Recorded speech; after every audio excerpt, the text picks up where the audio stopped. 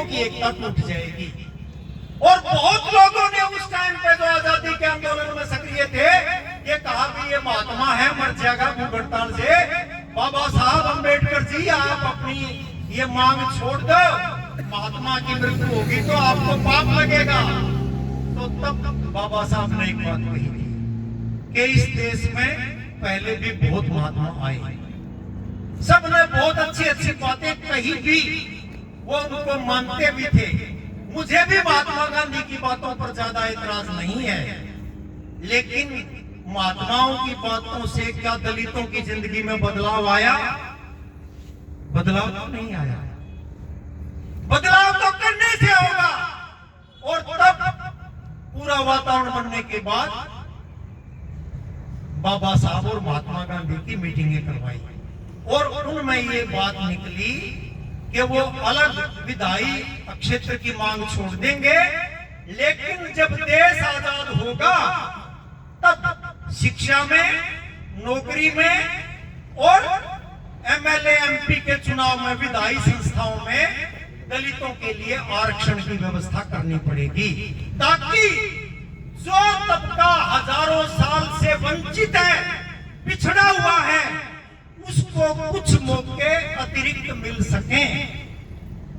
यही वो व्यवस्था है जो आज बहुत लोगों के पेट में मरोड़ करती है। ये 10 साल के लिए आरक्षण हुआ था, आरक्षण 10 साल के लिए नहीं हुआ था, बल्कि 10 साल में असमानता खत्म कर देंगे, ये वादा किया गया था। असमानता तो खत्म नहीं हुई, असमानता खत्म नहीं हुई, तब तक सर्वोच्च न्यायालय तक ने अपनी व्यवस्था दी कि आरक्षण एक सकारात्मक प्रेफरेंस है, सकारात्मक है कि जो तबके वंचित हैं। आप ये नहीं कह सकते समानता, समानता का मतलब है बच्चे को भी खड़ा कर दिया, मेरे से बड़े को भी खड़ा कर दिया और मुझे भी खड़ा कर दिया। बच्चे से तो ये माइक बहुत ऊंचा रह जाएगा। समानता नहीं, समता, बराबरी। बच्चे को माइक की सीट में लाना, नीचे स्टूल करो, उसको भी बराबर खड़ा करो, अवसर बराबर हो जाए। जो तबके वंचित हैं उनके अवसर बराबर हो जाएं। ये लड़ाई आज भी पेंडिंग है और जब तक ये लड़ाई लंबित है तब तक बाबा साहब का विचार कभी छोटा नहीं पड़ेगा। आरक्षण क्यों मांगते हैं? शौक थोड़ा है, शौक नहीं है आरक्षण।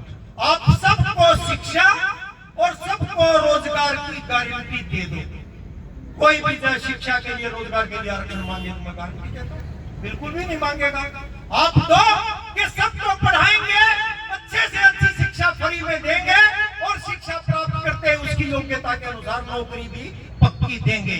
फिर कोई अगर आपसे आरक्षण मांगे तो मुझे बोलो। आप नहीं दे रहे हो, आप क्या कर रहे हो? प्राइवेटाइजेशन, प्राइवेटाइजेशन कर रहे हो, वो आरक्षण नहीं है। हमारी यह सरकारी नौकरी में HKRN ले आए, ना जाति का आरक्षण, ना क्या है आरक्षण, जिसको मर्जी लगा लो, जिसको मर्जी हटा दो। कुछ लोग मेरिट का नाम लेके इन अवसरों की समानता को समेटना चाहते हैं और वर्तमान शासन ने उसको समेटने का इनडायरेक्ट तरीका अपना लिया, प्राइवेटाइजेशन। इसका मतलब क्या है? सामाजिक उत्पीड़न और आर्थिक शोषण। ये लड़ाई गुथी हुई है, आपस में गुथी हुई है, न्यारी न्यारी नहीं है।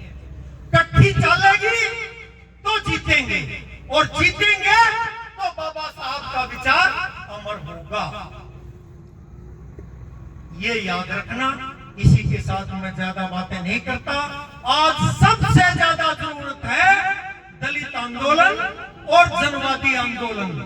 बाबा साहब अम्बेडकर और शहीद भगत सिंह और कार्ल मार्क्स, इनकी एकता, इनकलाब जिंदाबाद।